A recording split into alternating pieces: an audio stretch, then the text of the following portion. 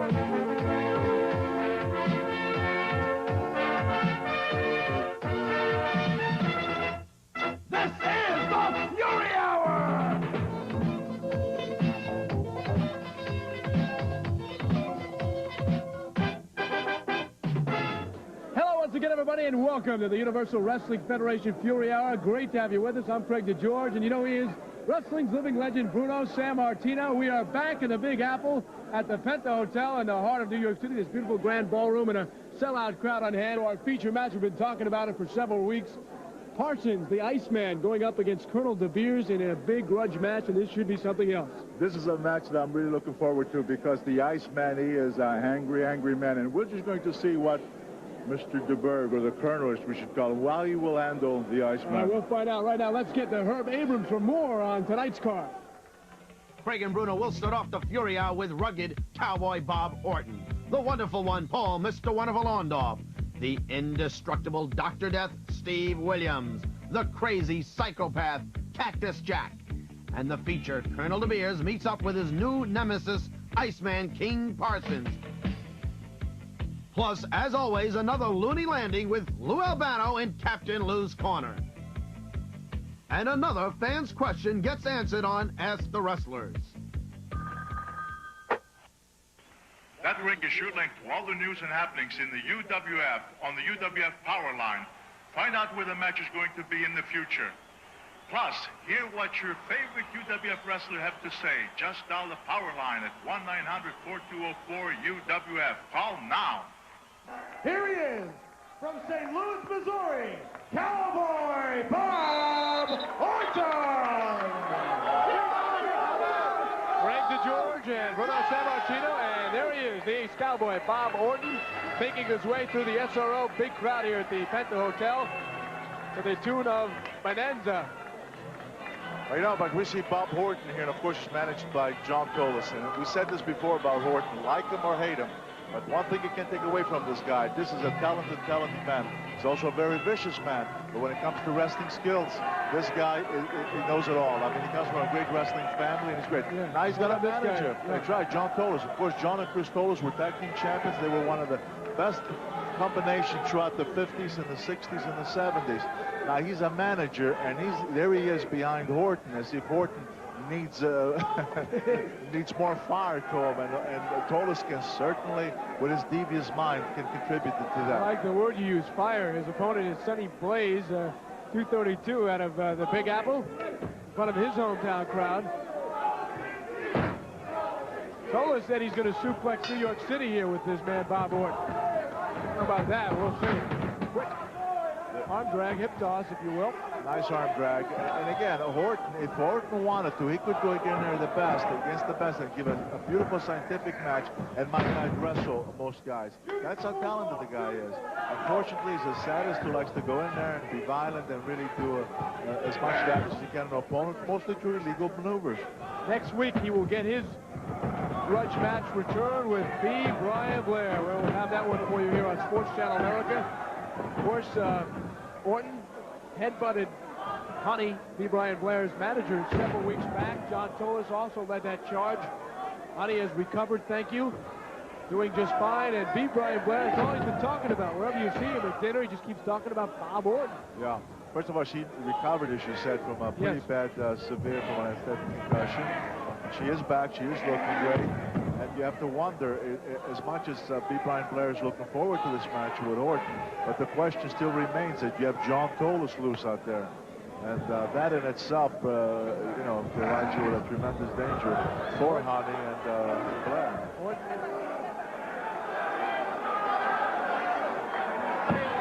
at this. Look at this. Look at John Tolos here. There you go. There's Blaze outside the ring, and here's Tolos grabbing and bashing his head on that apron. See, that's Tolos. Extremely dangerous. Sorry, I didn't mean to cut you in on. No, that's okay. Orton trying to look at this. Get him back in there. What's he doing there? This is going for a double chicken wing suplex. Yes. Ooh, but instead of bringing him over completely and going into a bridge himself, he just took him to the side and slammed him. The chicken wing became a pancake very quickly there. Yeah, right. Sonny Blaze on the canvas. As you see Tolos trying to rev up Orton a little bit.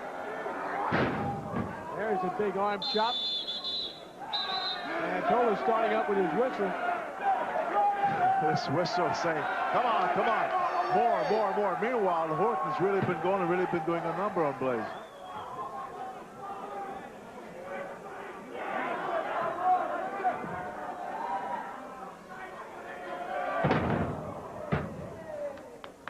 Lavishing one as Orton continues to work on Sonny Blaze. Could put him away there.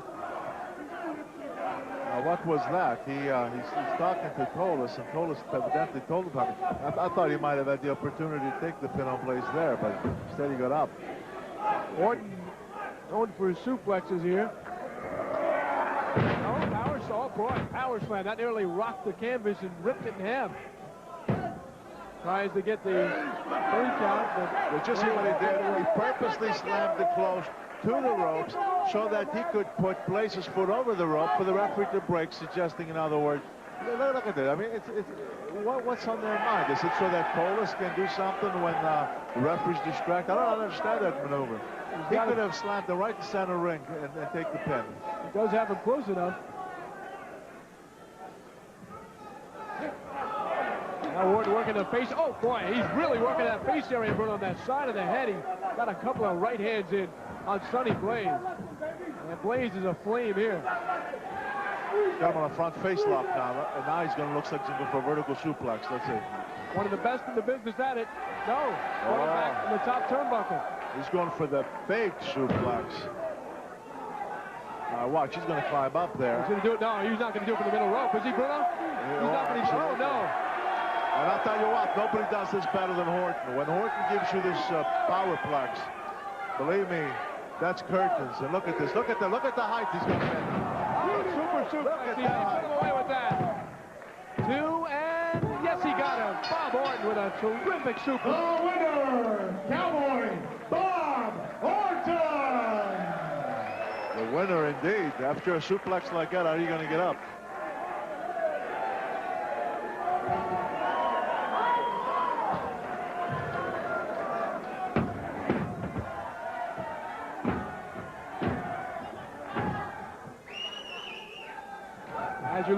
ringside, along with the sellout. Look out, Bruno! Oh, boy! Right out to the... Oh! Bruno, you have not lost a step.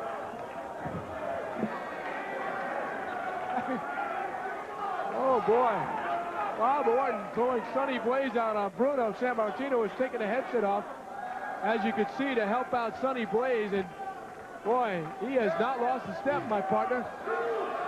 Getting out of the way of Sonny Blaze, who will work his way off, as you can see. Oh, boy. Bob Orton, top of the rope now.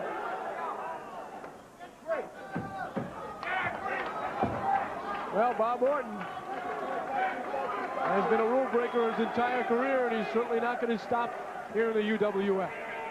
Coming up, Mr. Wonderful gets set to do his thing on the Fury Hour. Here comes 250 pounds of steel from Brandon, Florida. He really is Mr. Wonderful, Paul Orndorff.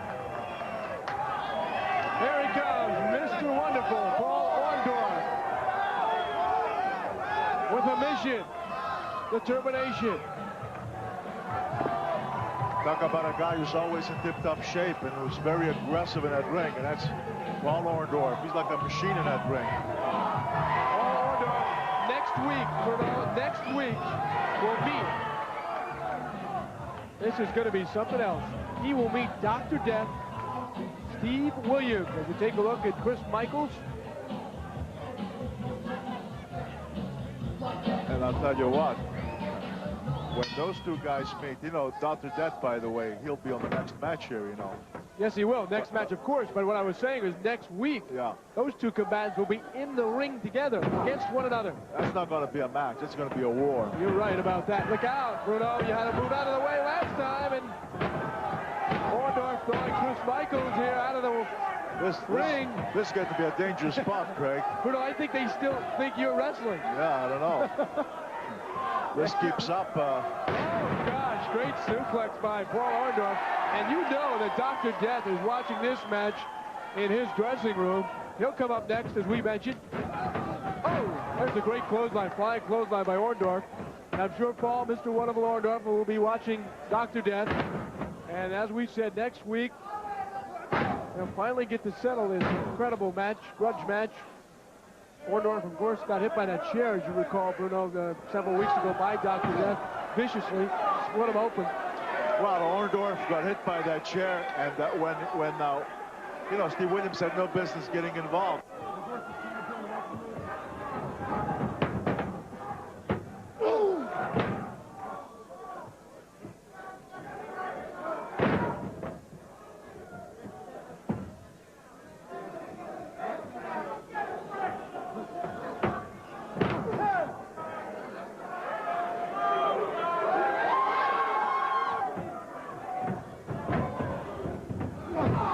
Into the ropes, but look at that big knee to the midsection, knocking down Chris Michaels. Dr. Death, Steve Williams next here in the Fury Hour. There's a great drop kick. Beautiful flying drop kick. Feet coming into the face of Chris Michaels. Boy, Orndorff is really impressive, isn't he, Bruno? Yeah, well, like I've always said, Orndorff's always in tremendous shape. He's all business in that ring, and right nice down the people. Hey, it's pile driver time. What do you think? And people, of course, are responding to him, and I think in a few seconds we will see just that, the pile driver. And here it comes. You got it. And there he goes. Oh, driver. And Chris Michaels is finished.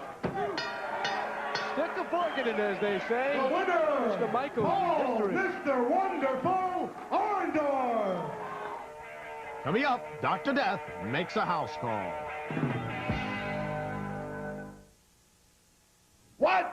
You think it's easy being Mr. Wonderful? Well, it's not true.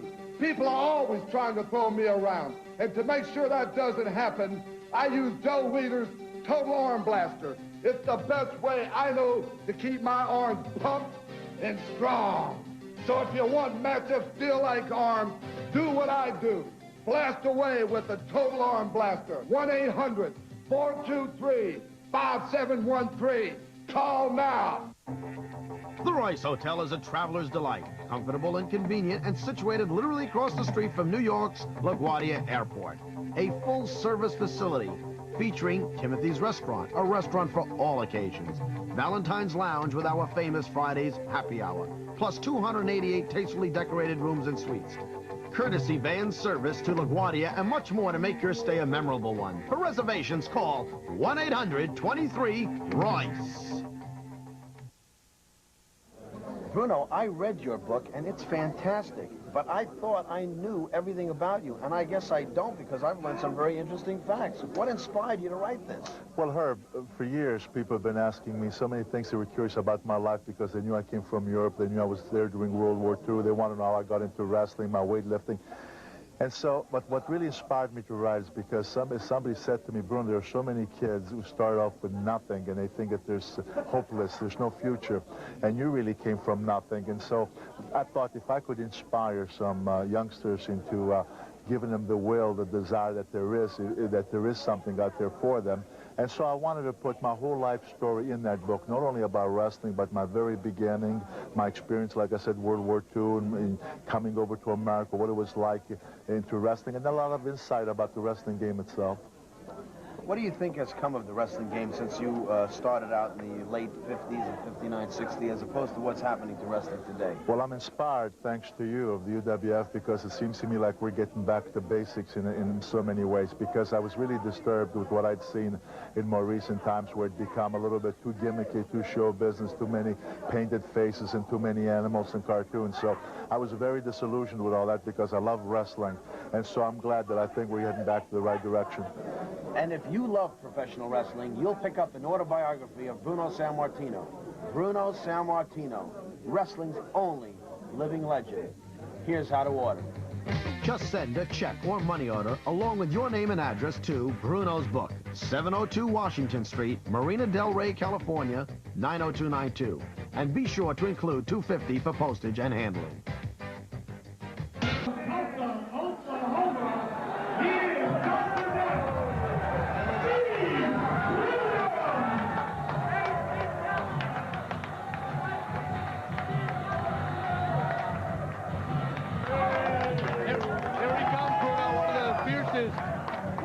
Dr. Death, Steve Williams.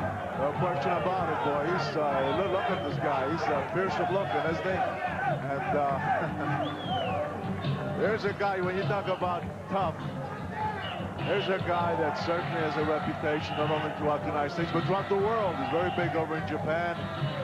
And anytime he's in that ring, I don't care who he's in there against, he is a dangerous, dangerous man. He is a tough man. There's a good look at Dr. Death, Steve Williams. This fellow Durham, he's 229 pounds. He's a little weight disadvantage here. Camden, New Jersey. Nice town, Camden, New Jersey. We'll see what Mr. Durham has learned in Camden in preparing to face Dr. Death Williams. I hope he has learned for his sake a lot. He stepped into the ring with one of the baddest, Steve Williams. You know, we had all the talk there about the ravaging Rick Rude and Orndorff potential matchup down the line, but of course, next week, Orndorff will take on Dr. Death. You talk about two guys that dislike each other, more appropriately, I should use the word, hate each other. Goodness, did you see that clothesline? Well, he went like to flank him across the ring, and instead he met him with that clothesliner. When Durham's weight to go one way, that just made it that much more devastating. Look how he's insulting him with these slaps and rubbing his face. Durham's head was going one way, and his body ended up going in the other direction. And, that's not a good idea. Dr. Death.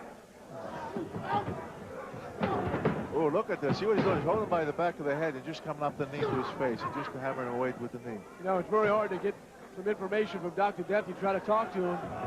He said, you won't see too many wrestling moves tonight. That's what he did tell me. You just see that vicious power that he shows. Well, 285 pounds. Now, it's just as he straddled, what's his name, Durham, across the ropes here. I mean, he came flying with all that weight up and then right on Durham's back, and his neck, you can see this right here by our side here. His neck, I thought he was going to be decapitated the way he hit so hard against that rope. I'm surprised that Durham is still on his feet, or, you know, almost on his feet. He's hanging in there, and he's on his feet now. Probably not too happy about that because Dr. Death here, what is this, power press? Going to press him in the air, and look at this. Press him, and now what? And he's holding, look how long he's holding him up there, Bruno. He didn't just press him, he held him up, and then he slammed him down. I was afraid he might throw him on top of us. I mean, I don't want to see Durham get hurt, but I don't want to see him come flying on top of us. By the way, I'm very impressed how quickly you moved out of the way there. Well, why not? You still running? See somebody come flying out like that, you better move out of the way. You're in mid-season form.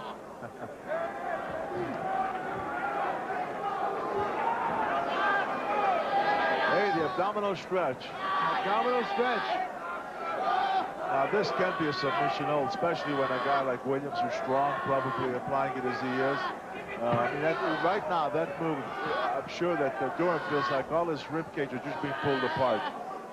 You're going to look at his face, you could see that it's going to have at least that effect on him. Well, he had two choices, either quit or he saw that he was by the ropes and he managed to pull himself to the ropes, of course, making the referee break the hold. Well, appears to be a problem in that right corner of the ring area. Whoa. Big clothesline. There have been so many hard blows here that I think part of this ring is broken. Incredible amount of body slams in that particular area. Dr. Death brings him into the turnbuckle. Now into the other turnbuckle. A referee should really stop this match, Bruno. Power slam brings him down and puts him away. Thank goodness. In the middle of the ring area.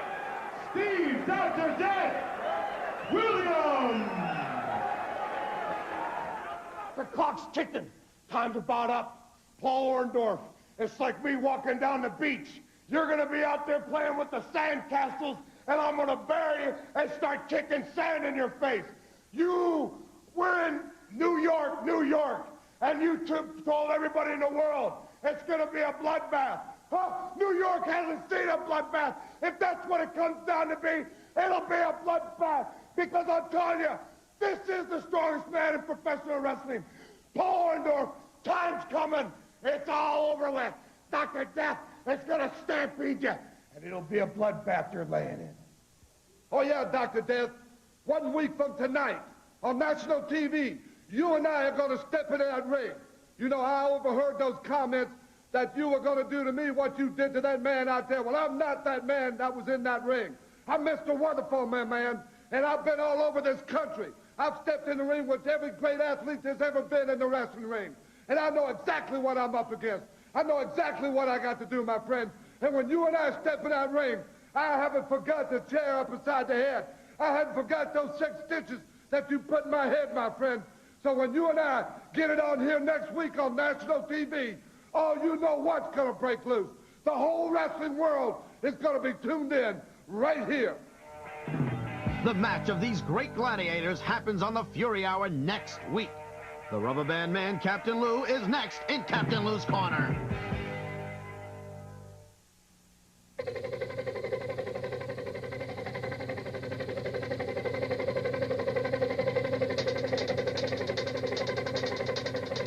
Hey fans, now you can carry your favorite UWF wrestler personality wherever you go, wearing these new UWF t-shirts. You'll stand out and be the envy of the neighborhood. Here's where to order either Dr. Death, Captain Lou, Mr. Wonderful, Bruno, Dan Spivey, Brian Blair, or the UWF logo. Caps are available too, so order now.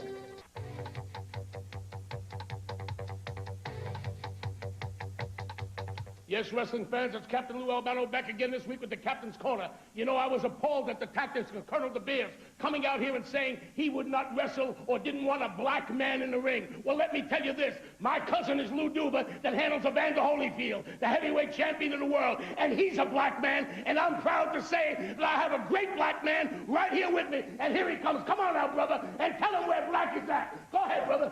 You know what, man? See, I was at home tending like I know how to do, and my cousin Larry called me. He said, it's some fool up here from South Africa trying to stir up a whole lot of garbage. He said, brother, I need you better than hog knee slop. So I didn't do number one thing. I set my T-bone to the side, and I cut this away. And who Who else? Nobody but that low-lifted fool, Colonel DeBeers. Hey, man, if you don't like what's happening in the United States, why don't you just get the hell out of here? See, because I'm here for a reason and not for a season. And when you put your hand on my cousin, you made it a family affair. Okay, brother, you know what I've got to say? The man is right. This is America, brother. This is made up of all ethnic groups. The black, the white, the green, the yellow. We got it all together, baby. We're all here as a team, as a combined effort. And if DeBeers, if you don't like that, brother, then get your hiney right out of here, baby, and back to South Africa. This is a black athlete. He is a brother. And I, Captain Lou, stake my reputation that he is welcome on my show, baby, anytime he wants. Whoa, I feel good. Go ahead. One more thing. Woo. Blood is thicker than mud, and you made it a family affair. You got that? Like Mama says, it be that way sometimes. Mama don't do no boarding house talking around here, baby. Woo. Woo. Give me some, brother. Now I feel good. Woo. Captain Lou. Phew.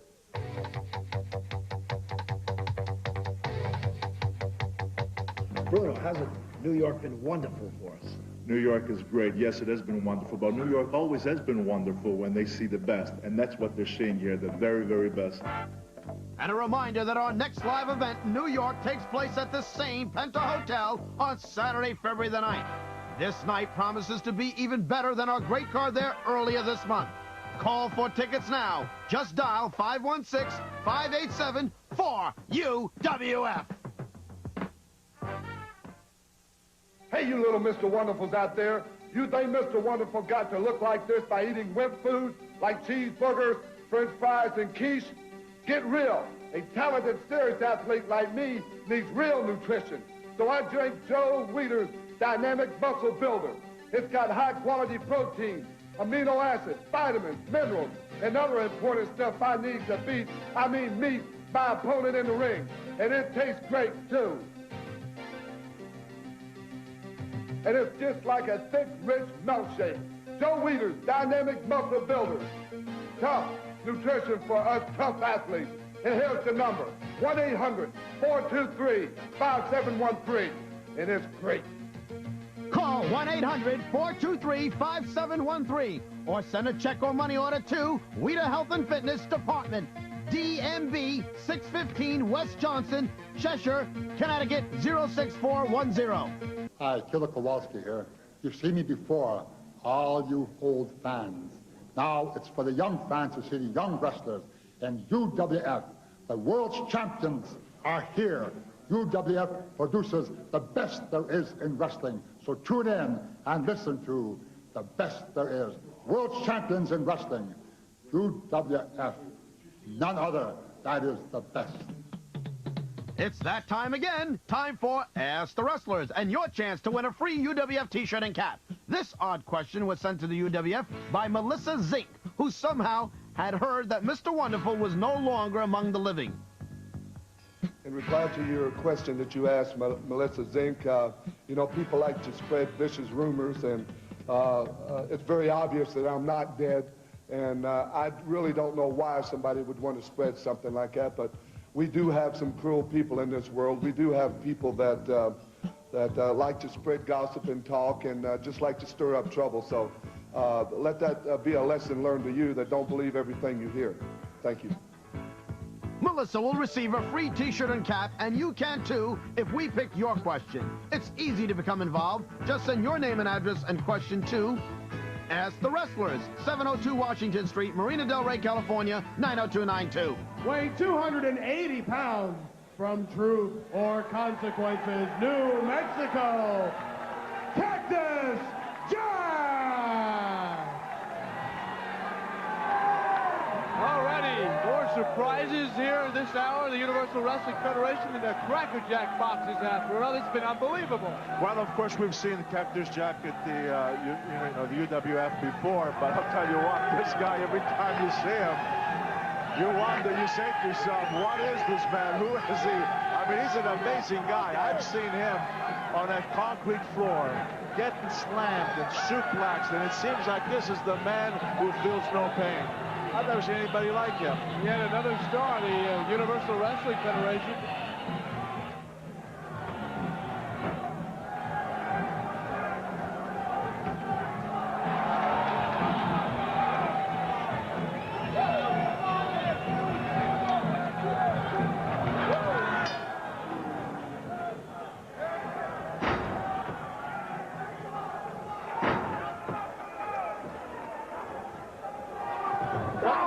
fans possibly want to see. Well, they're enjoying it, that's for sure. Well, with good reason. I mean, you know, they're seeing the best here. If you are flipping around a dial and tuning us in, stay with us. Plenty more to come on the Fury Hour as Cactus Jack gets into Mike Williams. But he clotheslined Williams from the back. Now that's, you know, from the back. And Williams made a complete somersault forward. Different variation. Cactus Jack, oh boy, elbowed him. Oh gosh, Williams is in trouble because he keeps seesawing back. Well, the way he's caught between those ropes, you see the momentum of his own weight as he springs up and brings him right back. And Williams landing on the hard cement floor, which is covered by a thin carpet here at the beautiful grand ballroom of the Bento Hotel. Cactus Jack knocks him down again. He is, you know, he really does, if you talk to him, he prefers all the action outside the ring. If you're going against him, unlike most opponents, if you get in trouble, not a good idea to go outside the ring. Well, I think he figures, he knows he can take it out there. He knows he can take Slammer, but he figures if he can get his opponents to deliver them those blows, he figures that they can't take it, and therefore it's going to weaken him, and he's going to bring him back in the ring and win the match, and it usually works for him. He seems to try and force the action outside of the green, yellow, and purple ropes. Big foot to the back of the head there of Mike Williams, and Cactus Jack all over Williams here. How would you like it if you had a sister and she brings home Cactus Jack one day, say, brother, mom, dad, this is my, how I work? Boy, that could be. Greg, how would you feel about that?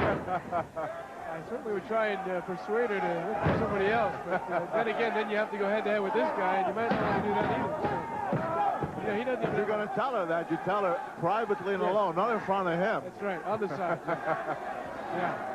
But I'll tell you what, you know, a lot of things have been said about him and his appearance and Manson and his behavior, what have you. Yeah. But nobody can deny that this guy is tough also. He's extremely tough. You know, when you talk about UWF, and you can talk about so many individuals, and you have to keep using the same words, you know, extremely tough, extremely, because they are just, whoa. Gosh, he landed all of his weight on top of Williams, and then he crashed into that. Uh-oh. Bruno, look out over here. They're again coming onto our side. You all right there, partner? Yeah, I'm okay. Right, next time we do the broadcast, we're going to have to be in our wrestling ties so we can defend ourselves, Greg. It'd be a scary sight if I get in wrestling ties. We'll tag team from out here. Anybody who comes out here, we'll both get them. All right. You don't mind me, probably will not tag in. There's a good suplex by Cactus Jack. And very nicely executed. Yes, on Williams. Still to come, of course, the big controversial feature match. If you haven't seen it up, you'll see more. And coming up next, the Iceman against Colonel DeBeers. Oh, boy, what a match that's going to be. Oh, boy. What a match. Cactus Jack, Truth or Consequences, New Mexico. Oh, good elbow there by Mike Williams. He landed it right to the head of Jack. He actually reacted to it like it hurt him.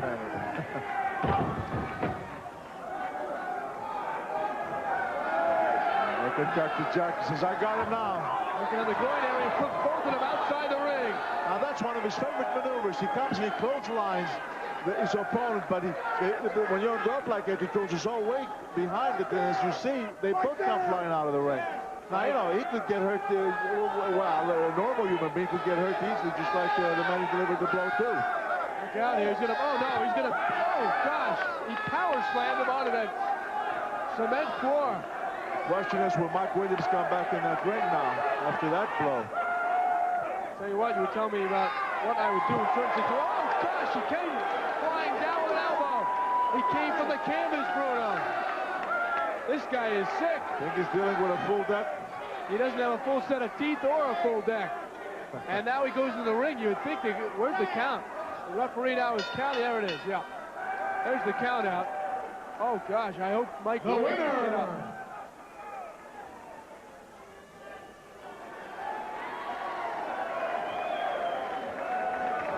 Well, his name is Cactus Jack. Count out, Cactus Jack. Well, you know what? He won the match, but in another way, he could have really, and I think should have really been disqualified. Here's a replay. Cactus Jack from a distance approaches Mike Williams and clotheslines him from behind, making this one of wrestling's most devastating and dangerous moves in the sport today. Cactus Jack and that flying back clothesline. Coming up, the racial grudge match of the year as Iceman King Parsons takes on Colonel DeBeers. Colonel DeBeers!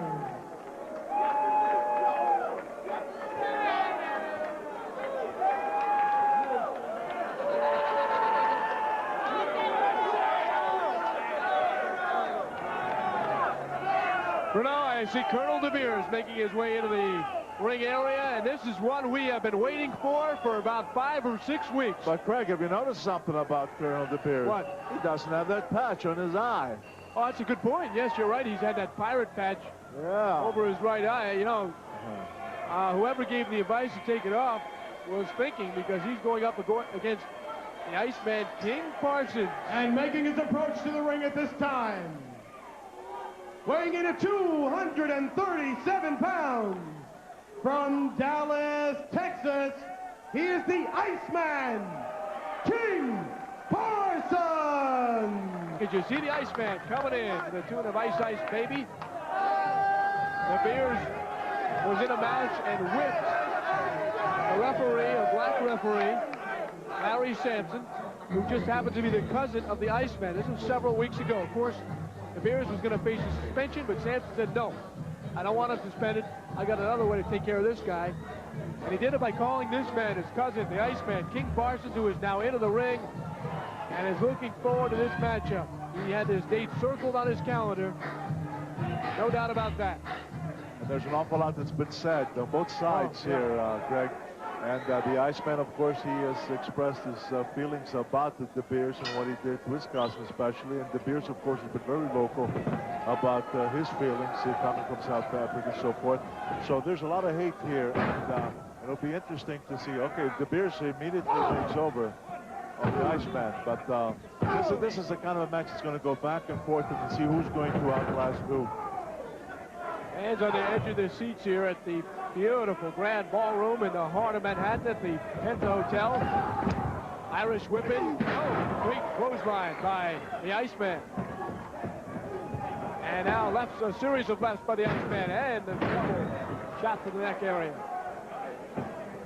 Well, you see a fired up Iceman here because he's a very angry guy, and he has said, in fact, what, a week, 2 weeks ago, he said that he was just frustrated because time was going so slow for him. He just couldn't wait till he got in the ring with DeBeers.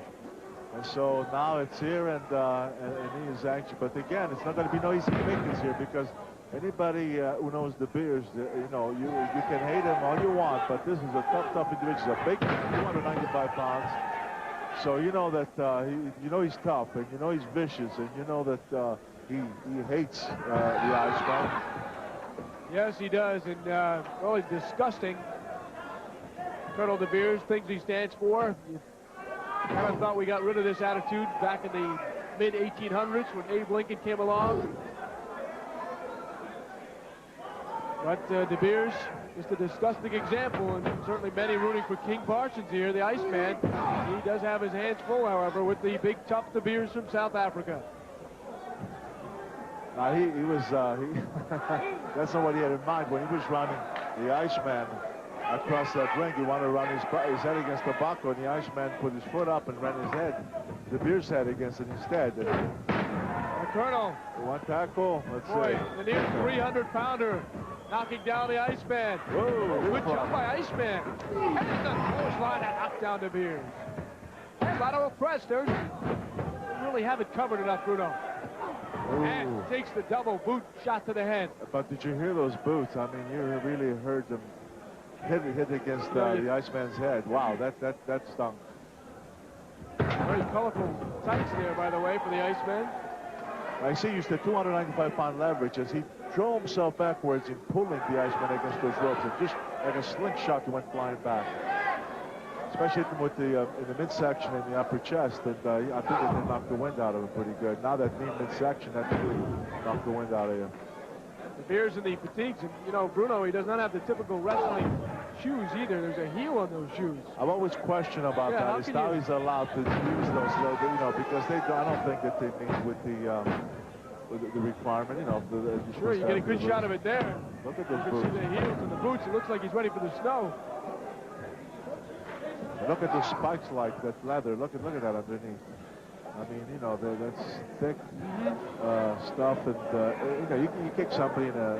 It's hard. It's better than getting kicked with a regular wrestling boot, but you can kick that. That's the point that you made. It could be a weapon you could use in the ring, and that's why they should look into that. Not to alert the referee, Jesse Hernandez. Colonel DeBeers, blonde hair, black mustache.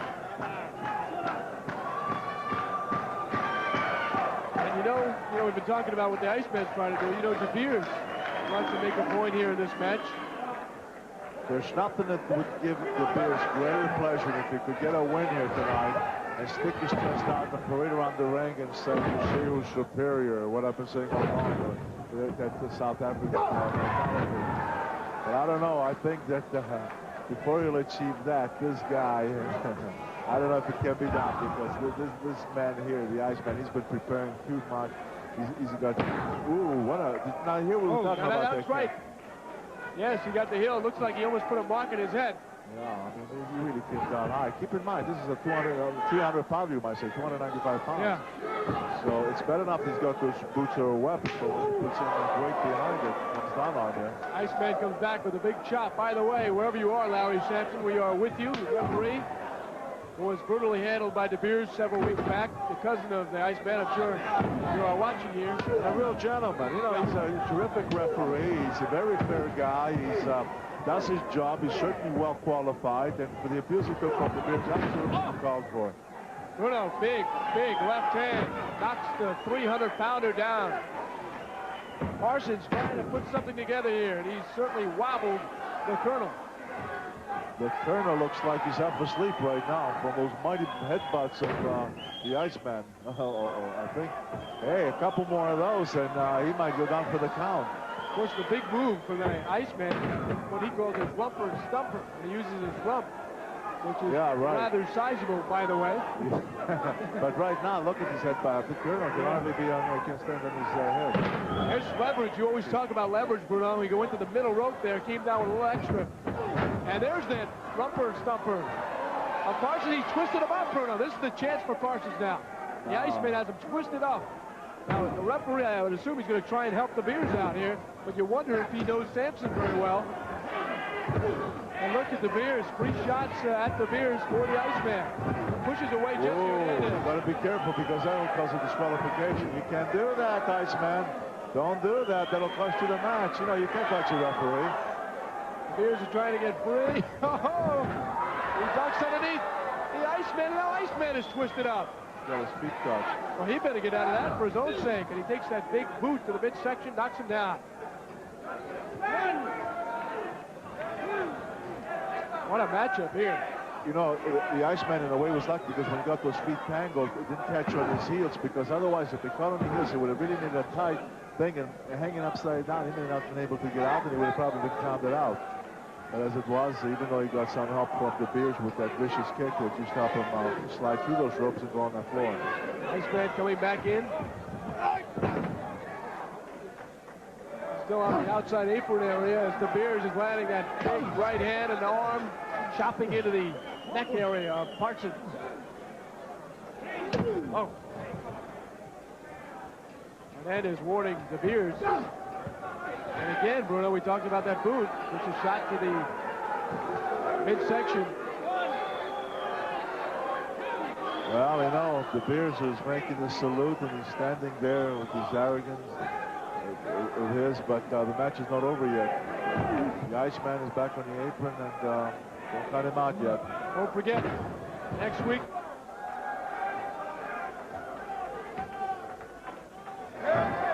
Blair at Force, B. Brian Blair, and Cowboy Bob Orton. And Mr. Wonderful, Paul Orndorff, and Dr. Death, Steve Williams. All next week, much more as well. Check your listings here on Sports Channel America. I'm Craig DeGeorge, along with the living legend. Pleasure to be alongside Bruno Sammartino from the Big Apple.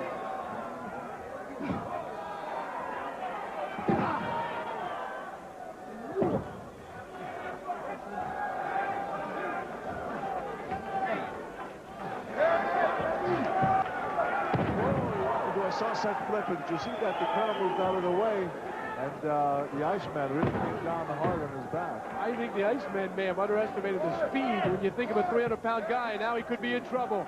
He's lining him up for a suplex, trying to get it vertical. He can't. Good small package. Small package. Yeah! The small package.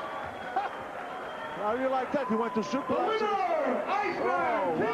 What a... DeBeers going from behind now. Oh, what a big win for the Iceman when he took a boot again to the back. Look out, Bruno. What's he doing? He's got that belt. He's got the same belt he whipped Samson with.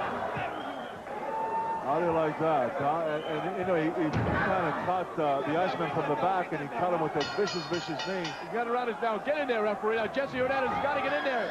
He's twisting him over there with the belt, and he's twisting around his neck. Jesse Hernandez has got to stop this, Bruno. He's got to get in there. My gosh, he's hanging him on that top rope. Oh! Hernandez is thrown out. This is real trouble now. DeBeers twisting up Parsons and tying a knot into that belt.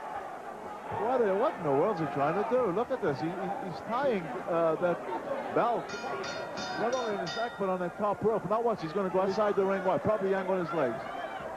Oh, my goodness.